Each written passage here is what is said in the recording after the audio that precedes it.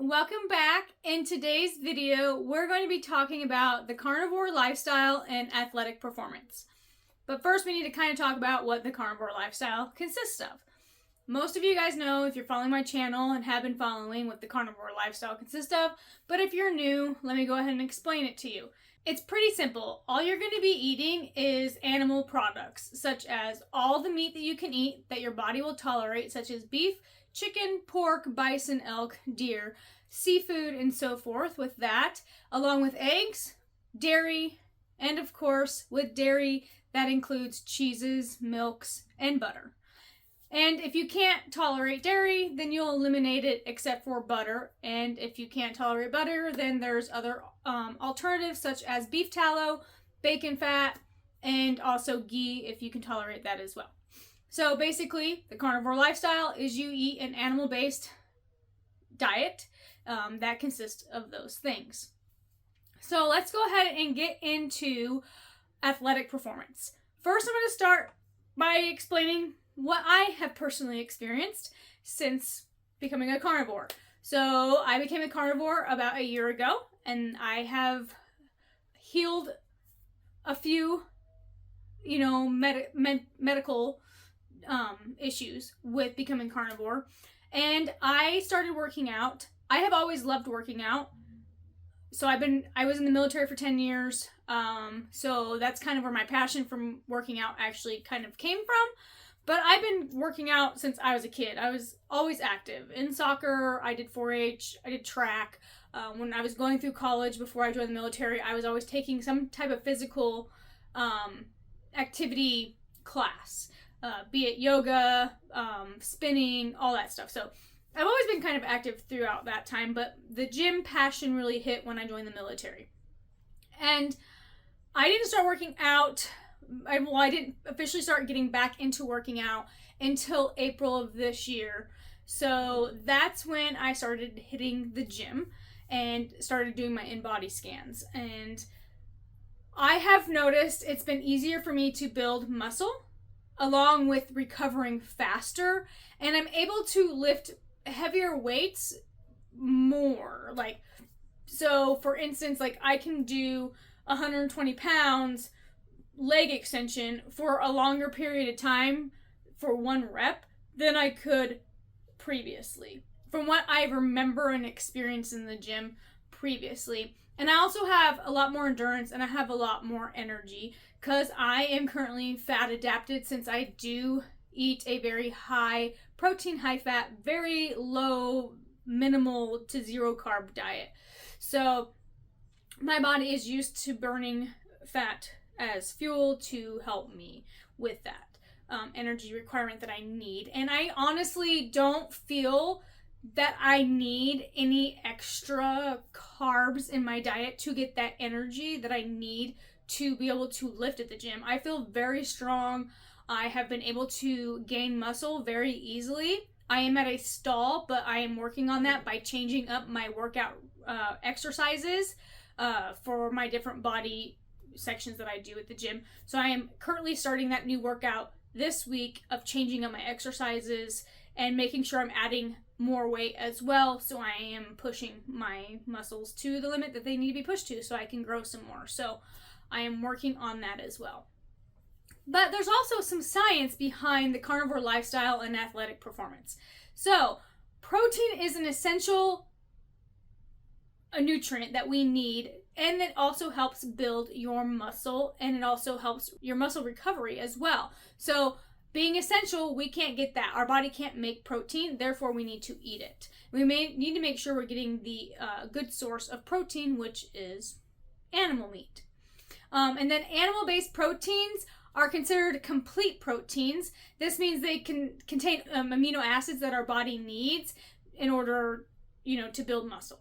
And since you're eating a very low carb to a no carb diet, you're not experiencing those constant sugar spikes in your blood. And this leads to a more stable energy level during a physical activity, leading to an increased endurance and performance as well. With the absence of carbs, your body is now switching over to use fat as fuel. So therefore, all the stored body fat that you have, your body will burn that as fuel. And that's another reason why, if you decide to go carnivore, I would do some type of physical activity, not necessarily the gym, but trying to stay active as possible, even just body weight stuff, because then your body's going to be able to burn that body fat faster, and it helps you lean out faster as well. And carbs cause body weight because the carbs will be stored in the body as glycogen, which is what water adheres to. Therefore, if you go to a low carb to a no carb carnivore diet, you will basically not hold on to water, and this can lead to looking more physically fit, because you're no longer going to have that water retention all around your body. Therefore, your skin's going to be tighter on your muscles, and you're going to look more cut and more fit and more physique, and you're going to look like you work out as well.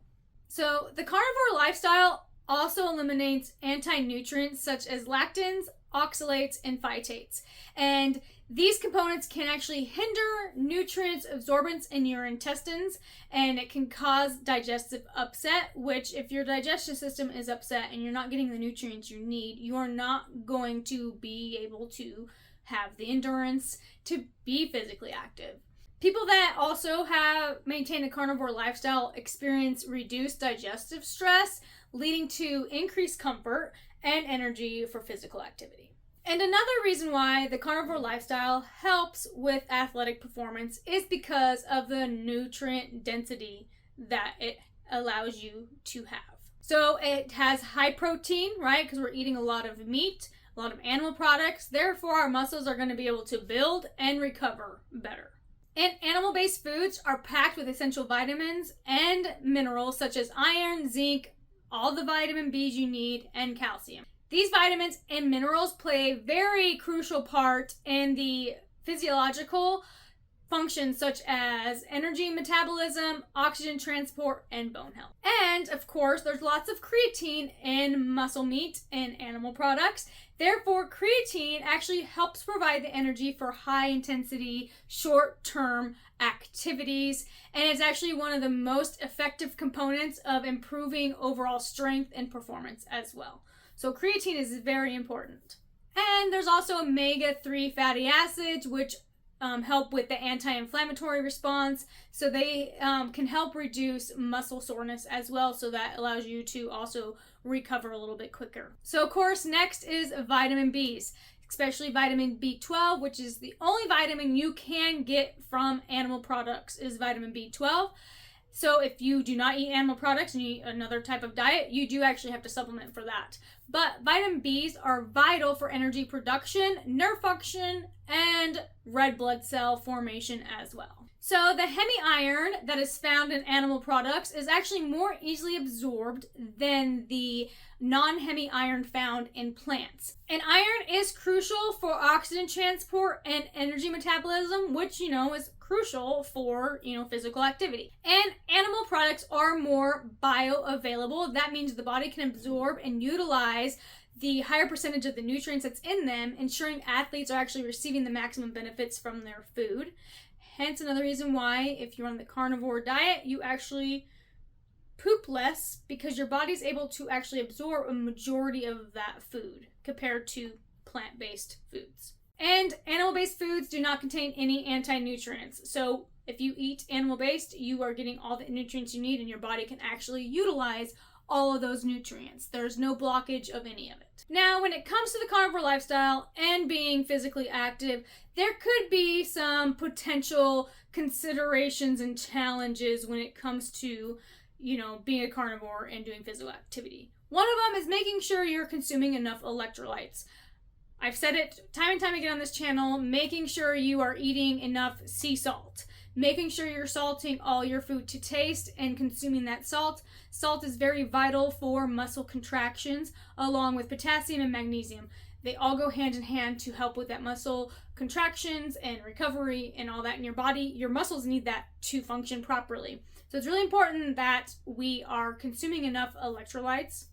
And majority of the time you're going to get that from the meat that you're eating, especially bacon. Bacon is very high in potassium.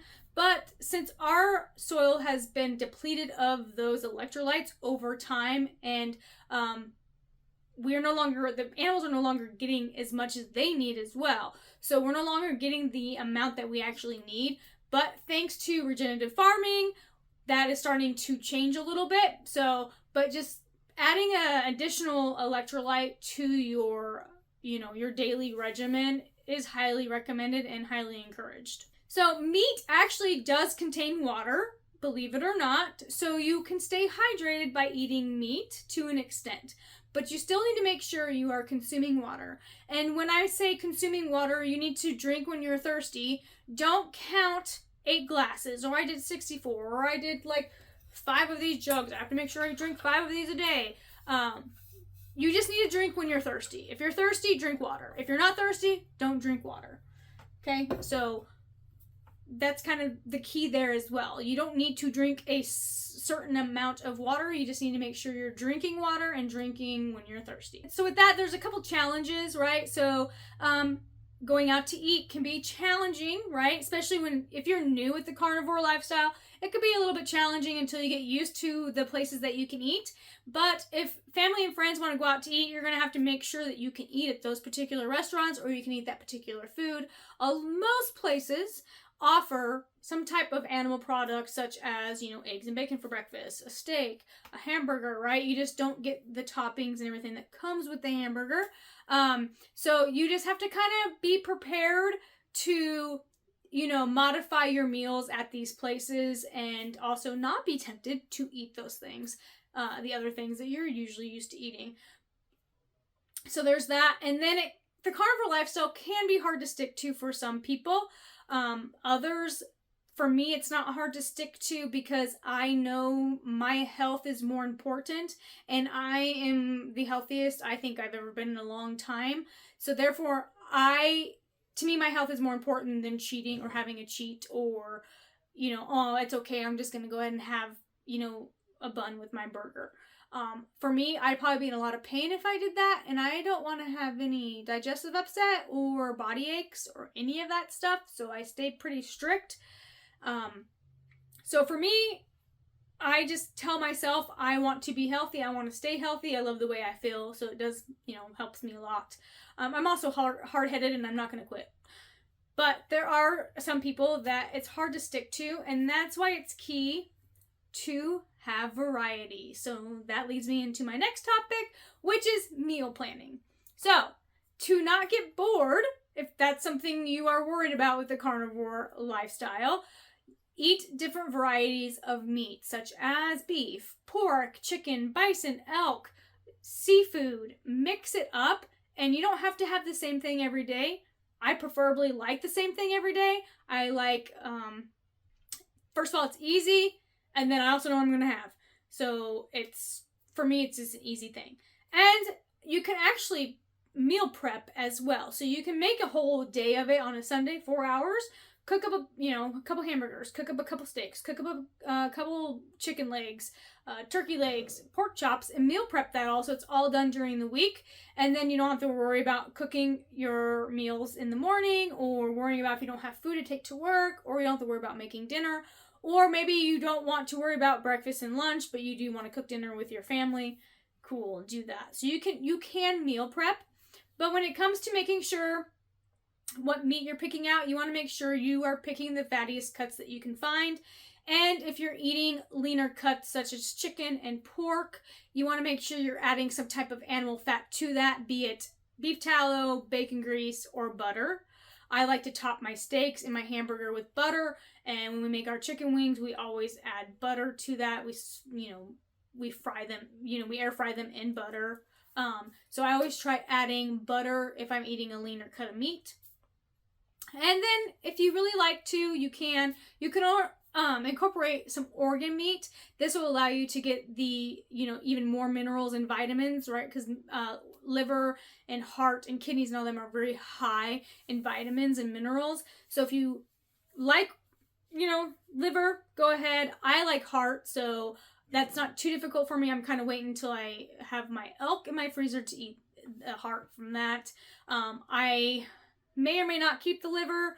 I'm thinking about incorporating it into my elk burger that I'm going to make, so that way when I'm making that, it's in there and hopefully I won't taste it. Still up in the air, but if I'm going to try that or not. But there's also supplements too. If you don't want to eat liver and you're kind of concerned that you're not getting enough vitamins and minerals, there are supplements that you can take if you like to. But it's also not necessary either. So don't worry too much about that. Make sure to add some dairy in, because some people can add dairy. So that kind of helps. If you want to snack, you can snack on some cheese. If you can handle yogurt, make sure you're getting unflavored 100% yogurt with nothing added into it. I preferred the Greek yogurt, plain 5% fat yogurt. I don't honestly like dairy that much anymore, except for milk, but I know I'll drink it a lot, and it's high in carbs, so I don't buy it unless I have to. So I honestly don't really like the taste of cheese. My mom did buy me some sheep cheese from a local vendor, and it is good, but I'll just kind of munch on that, because that's the type of cheese you kind of just take a bite and that's about it. You don't eat like a whole bunch of it. So I'm going to see if it bothers me. I had a little bit and it didn't seem to bother me, but I don't know if I'll end up eating enough to where like my anxiety will come back or any of that stuff. So we'll kind of fill that out as we go with that. And then make sure you can incorporate seafood as well. Remember, that's an animal product. So if you get bored with steak, which I don't know how you can, but people do, throw some burgers in. You get tired of that? Well, then throw some shrimp and some scallops and some salmon in. Like, there's ways to make it, have a different variety. So you can literally have a different meat every single day of the week and then just kind of repeat it. Cook it differently too. Season it differently. If you can handle seasonings, just make sure your seasonings don't have sugar in them. So there's ways to make it not so boring, but that's also kind of what's nice about the carnivore lifestyle, is it's simple. So there's that as well. So just like a couple examples of like a day of meals if you eat multiple times a day. So for breakfast, you can do scrambled eggs with some butter and some cheese in there. Or you can do scrambled eggs with some butter with some bacon. For lunch, grilled steak with shrimp and butter. So topping your steak with butter, or you can actually cook your shrimp in butter and garlic if you can handle garlic, and do that as well. Sounds super good to me.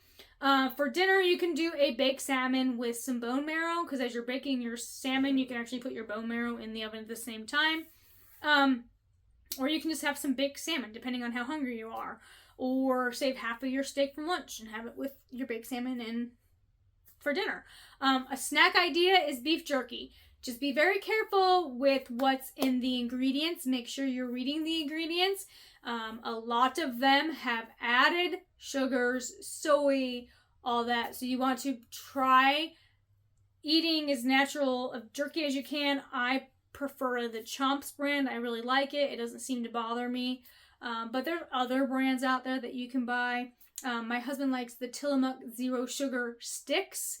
Don't get the zero sugar sliced jerky, because they actually put soy in that one, but the beef sticks don't have soy in them, and he likes those ones, and they don't seem to bother him. So that's what he eats as a snack if he likes to snack. And then like for a workout routine, you want to make sure when you're working out that you prioritize your protein after you work out.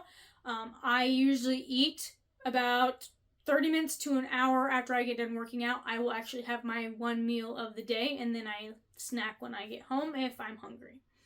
And we want to make sure we're adding fats so we can sustain that energy. I eat pretty high fat meats as it is, so I think that's what helps me. But maybe if you feel like that's not helping you, we need to add some more fat in there, be it add butter to your hamburgers, add butter to your steaks, make brown butter bites if you need to. Just getting that extra fat in there as well. Bone broth is rich in collagen, vitamins, and minerals as well. So if you can find a clean, healthy bone broth, do that. It's easy to make your own, actually. So there's that as well. There are some companies out there that do actually have clean bone broth without any vegetables and stuff added to them. I personally make my own. So I I drink it. I use it for my meatball soup that I make. It's super tasty and super easy to make your own. So if you want to try cooking something, do that. And I do have that video how I make mine on this channel as well. And then you want to make sure you're prioritizing sleep and rest. We want to make sure we're getting that 8 hours of sleep a day. We want to make sure we're taking the breaks, right? We don't want to be working out 7 days a week. I actually work out 4 days a week, but I go to the gym 5 days a week. Mondays and Fridays is leg day. Tuesdays and Thursdays. So Tuesdays is chest and bicep day. Thursdays is back, tricep, and shoulder day. Wednesdays, my kind of slow day, my down day at the gym, where I walk on the treadmill for a mile and then I do some ab workouts. I may throw in some glute exercises in there as well. I don't know. It's kind of my lazy day at the gym, but I still go. So I do go to the gym 5 days a week, but only work out on the machines and lift weights 4 days a week. And then Saturday and Sunday, I take off. However, I'm still doing light work around the house. So I stay physically active all week long, but I only lift heavy 4 days out of the week. So making sure I get enough rest and making sure I listen to my body and know when to take a longer break if I need to, especially if you're just beginning your physical activity journey. You may need to take longer breaks because you could be sore. So it's okay to take those breaks and recover and then continue your process. So make sure you start off slow, especially if you have any health issues. We don't want to, if you have high blood pressure, start working out hard and cause yourself to have a heart attack, because that can happen. So I would suggest maybe adding physical activity, like hard physical activity, after you have cured a lot of your ailments with the carnivore lifestyle. I would still suggest adding walking in when you're first starting for about a mile, seeing how you go. No, don't have to go fast pace or fast walk, right? Just adding something in. But I would make sure you are feeling healthy, you have cured a lot of your ailments before you start actually physically going to the gym and exerting yourself a little bit further, because we don't want you, one, to injure yourself or, cause other health issues such as a heart attack. So I'm here to help guide you in the correct direction. I am almost done with my nutritionist degree.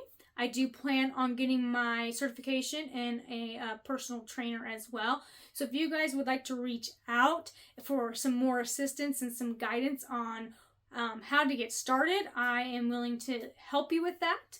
My email is in the description, so you can email me with any of your concerns or questions or any of that privately, so you're not posting it on the chat. And I be glad to help you in the right direction and get you started with that as well. Okay, so that kind of concludes the, carnivore lifestyle and athletic performance.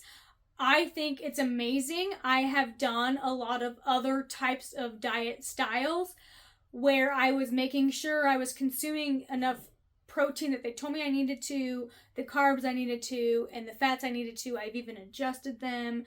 And I honestly never built muscle like I have in this short period of time as I have over the year I think I was doing that. I have built more muscle from April till now than I did doing that diet for about a year. And it was harder to sustain and tedious because I was making meals, I was counting my calories, I was counting my macros. Where with the carnivore lifestyle, I just eat all the animal meat I want along with eggs and butter. And it's fantastic, and I'm having great results with it, and I will continue not only for my health but for my physical appearance as well. And just, so I have enjoyed the carnivore lifestyle as a whole as well, and I hope you can find a similar experience as what I have experienced as well with the carnivore lifestyle. And like always, don't forget that like button, check out the join button, and make sure you subscribe, and I'll see you guys soon.